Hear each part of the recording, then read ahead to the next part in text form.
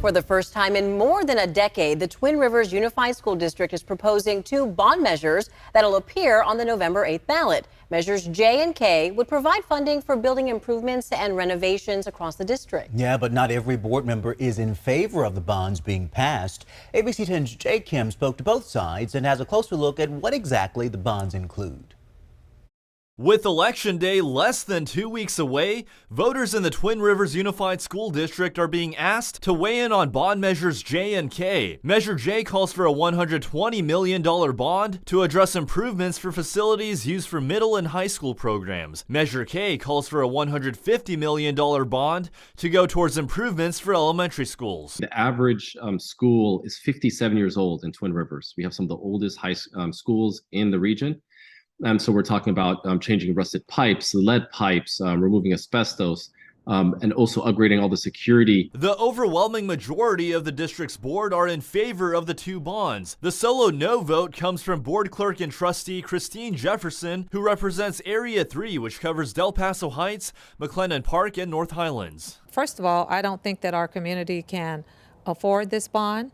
We are currently paying on 4 bonds in our community right now. So to add the 2 that they're thinking about adding would be 6 bonds. A lot of our folks can't even afford to put gas in their car, feed their families. In total, the bonds would cost $270 million if passed. Funds to repay bonds come from a tax on all properties within the district. Per $100,000 assessed, it's about $5 a month. Board trustee Bassem Alcara represents Area 5, which covers North Natomas and Robla. He's among those in favor of the two measures and says he worked to ensure the costs were as low as possible with low-income families in mind.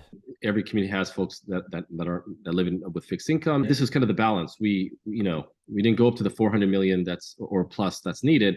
We came to kind of a middle ground to 270 million. But Jefferson also feels the district is lacking transparency when it comes to informing voters about specifics regarding consolidation of the bonds. Another concern she has is where the money will really go if measures J and K pass. Last time we had a bond, nothing got fixed. Somebody ran away with the money.